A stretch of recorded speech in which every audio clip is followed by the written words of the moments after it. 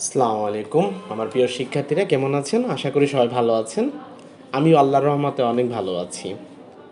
তো আজকে আমরা মাইক্রোসফট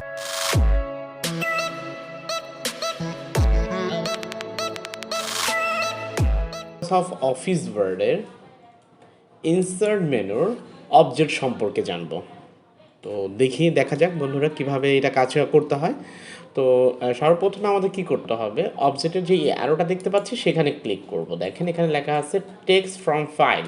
আমি যদি এখানে ক্লিক করি, ধরুন যে কোনো একটা ডকুমেন্ট আপনি আপনার কম্পিউটার থেকে করে আনবেন, খুঁজে আনবেন। ধরেন আমি জয় বলে একটা কথা বানায় একটা সিবি করা ছিল আমার, সেটা আমি আগে দিলাম। দেওয়ার পর আমি ইনসার্টে ক্লিক করছি।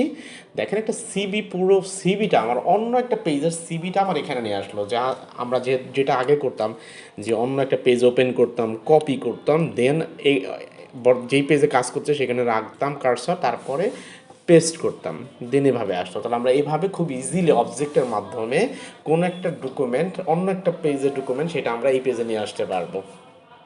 এছাড়াও আমরা আরেকটা খুব গুরুত্বপূর্ণ কাজ করতে পারি, সেটা হচ্ছে অবজেক্টে গিয়ে যদি আমরা দেখেন যে ক্রিয়েট নিউতে গিয়ে যদি আমি এক্সেল, যে মাইক্রোসফট অফিস এক্সেল 97 থেকে 3000 এটা যদি ক্লিক করে আমি ওকে দিই, দেখেন আমি এখানে এক্সেলের একটা পার্ট নিয়ে আসতে পারবো। যেমন ধরেন 10 ইন্টার দিলাম, 20 লিখলাম, 30 লিখলাম, 40 লিখলাম।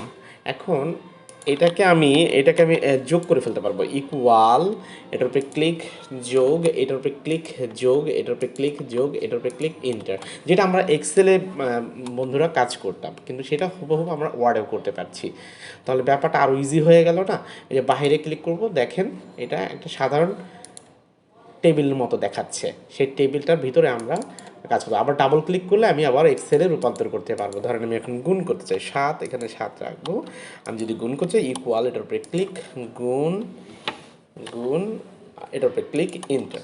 তাহলে এইভাবে খুব ইজিলি, সুন্দরভাবে আমি ওয়ার্ডের ভিতরেও আমি এক্সেলের কাজটা সম্পাদন করতে পারবো।